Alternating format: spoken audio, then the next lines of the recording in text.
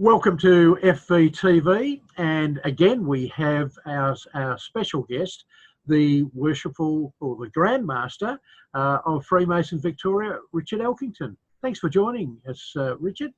Always a pleasure to be with you, Ash, and communicating with our members. And of course, it's as you can see from the background here, it's another beautiful day in Gippsland. You'd tell me that it's always a beautiful day in Gippsland. Well, it is. It is. It's where I live. I understand how it works. So I'm glad to be here always. Normally you'd be in the car driving backwards and forwards from Gippsland to Melbourne, but last night you had a Zoom meeting, and it was with the Board of General Purposes. What's going on with the board? What's the latest? Well, you make a correct statement. I used to spend too much of my time on the road, and now I'm spending all my life in Zoom meetings. But we had the board's now meeting on Zoom, which of course, could never do before, of course. And now it's found a way. Correct. We all have. Are the board meetings as long as they used to be? Well, anecdotally, you would have heard this, of course, that they used to go for between 5 and 6 hours. That's a big commitment. That is a big commitment. Last night only went for about 3.5. Oh, I don't think it went for 3.5 hours. Time off for good behaviour.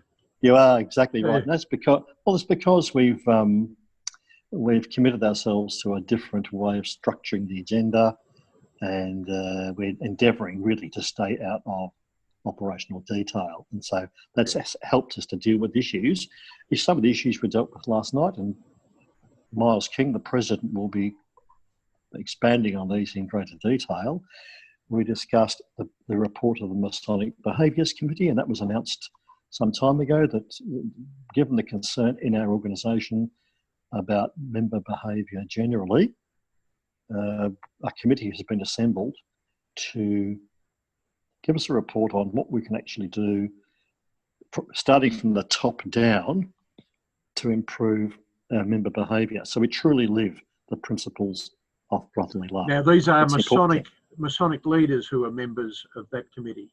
Correct. And this is quite different from the behavioural or ethics review that's being undertaken by an outside body. It's good you picked that up, actually. I would see that some of the inputs, some of the suggestions, recommendations of the Masonic Behaviours Committee will act as input to the Ethics Committee review. Tell me more about the task force and the changes that are being proposed.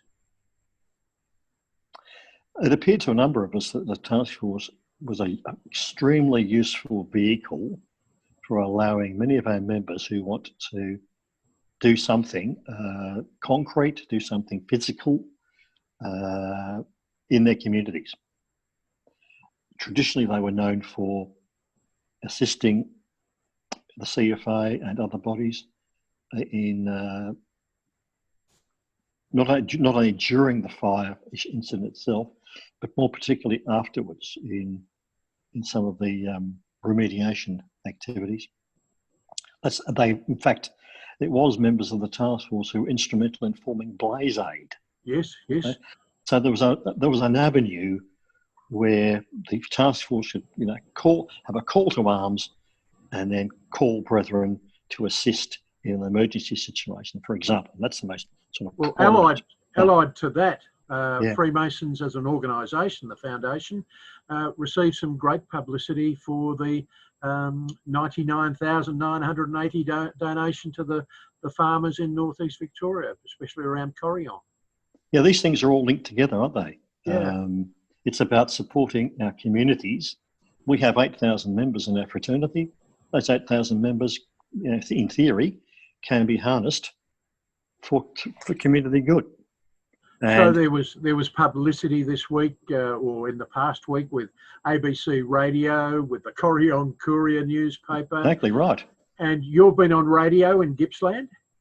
Yep, I have been on community radio, where I am a broadcaster anyway, but I was interviewed by one of the local councillors, Councillor Sharon Gibson, whose program it is about Freemasonry. Just tell us about Freemasonry. What do you do? What do you do there? How do you contribute to the community? What's the history? How do you go from being a borough boy in Newborough? How do you go from a borough boy to Grand Master? So it was really a chatty, a very chatty presentation. The great thing about these interviews and these press reports is that Freemasonry is getting publicity around the state, even though everyone's in lockdown. So the message is still alive to everyone. And we're finding that with Zoom meetings, aren't we? Well, absolutely. I think yesterday I went to about 7 Zoom meetings to the extent my eyes started flashing in front of me. From all of the you have to concentrate when you're on Zoom, you see. And so I must admit I'm enjoying being on Zoom. The message is we're a great organisation doing great things. We've got some really enthusiastic members, and it's about allowing those members to participate in our organisation in the most meaningful way possible. Some find task force activities relevant to them. Some find research. Yep. Some find you get involved with charity. So we provide lots of avenues for participation and development. And the volunteer action teams are an important part of that. And the number of volunteer action teams all seem to be getting results at the moment. Well, they do, and that's the most pleasing thing about our organisation. It's not a fact that I'm able to exercise my well-nigh absolute powers. Have you exercised any of these powers? Well, not really. No. But you've been encouraging people to do their work. Exactly right. That's what's so exciting. Is exciting bit is actually seeing volunteers achieving results. Yeah. By empowering them, let them get on with it. Don't micromanage them, and so your team is preparing a strategic plan for communications. We have the ritual and ceremonial group doing some great work, looking at the book of workings and the ritual. We have education doing an outstanding work on preparation for mastership, putting together lectures, training programs. There's a whole host of work going on. Membership VAT is doing some fabulous work on. They are, aren't they? Their membership experience, trying to endeavour, talking with members who had resigned about coming back. Fabulous results on mentoring, doing some really good work in regional and rural Victoria, on maintaining our relevance in rural and regional Victoria. Richard, could I stop you there, because you're also been encouraging other orders to come together so that anything with the name Freemasons has one message and it's getting out there. Absolutely clear on that. We've done some really good work recently with the heads of other orders. That's all the orders of Freemasonry in Victoria, orders and degrees, bringing them together. With the secretaries, I've met for the first time. All of the grand recorders and grand secretaries had a recent meeting with our grand secretary to establish some sort of basis for cooperation. In your publication, FB News, we are endeavouring to start publicising what the other orders do. Yeah. We're reforming the Joint Orders Working Party with the Mark Chapter and Warlock Mariners. Looking at avenues for cooperation, because after all, it's the craft, mark and chapter. We are Freemasonry in that sense, in a constitutional sense. And last night we actually approved a concordat with the ancient and accepted Scottish Rite for Australia. Yes. Now that might sound a fancy name, but it's actually just recording on paper that we're going to cooperate, because they're a very large order that's national. Now, we were talking about all these positives, but is there a negative? Is there a challenge with the finances because of the COVID situation? Well, there is. One of the reasons that the business meeting was postponed from the third Wednesday to the 5th is because of this time of the year is particularly challenging without COVID-19. That just made it more difficult. We have budgeting to do. We have auditing of the annual accounts. Yep. We have insurances, all coming together about the same time. So to give our organisation a clearer pathway, to give the board more time to analyse and sign off, yes, we actually postponed the business meeting till the 5th Wednesday.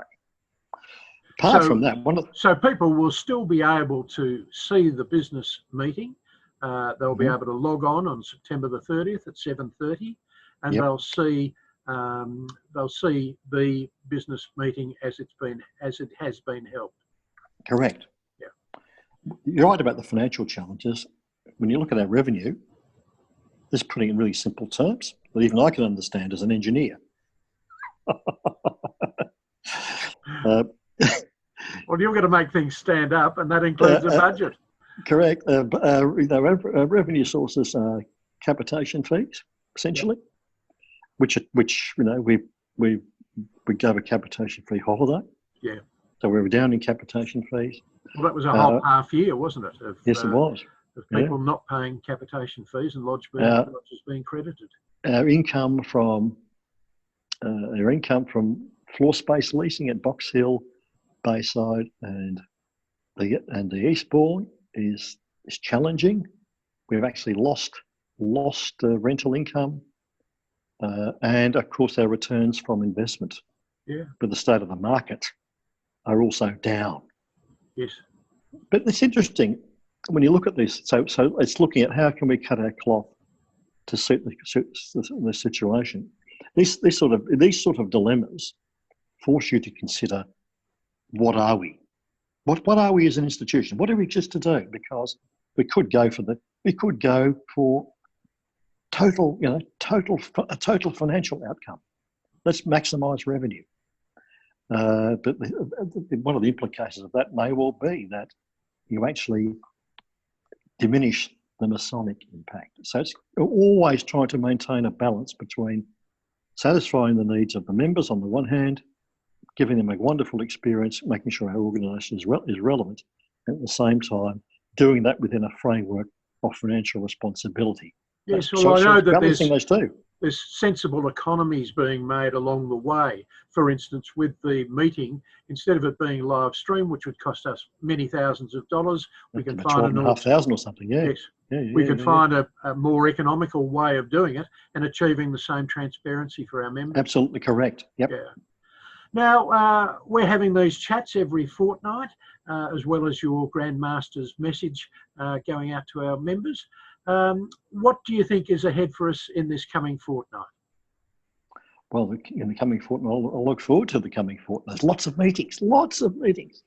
And I'm out there talking to brethren. We've got a joint orders working party meeting in the next fortnight. And looking forward to that. It's likely that some of the restrictions in the regional areas may free up people's point of mind to attend lodge again.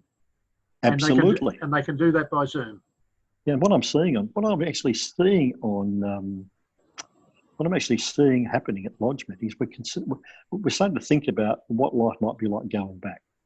And so there's a real keenness to actually keep practicing the ritual. And I find myself every day, it's so long since I conducted an installation, I'm thinking to myself, God, I wonder if I can even remember how it goes. But I'm actually still reciting in my own head the ritual because... Well, as long as we remember to be happy and to communicate that happiness to others...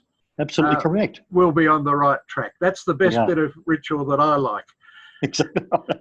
Richard, thank you for your time this week, and we look forward to speaking with you again. We've been speaking with our Grand Master, Richard Elkington. Bye-bye.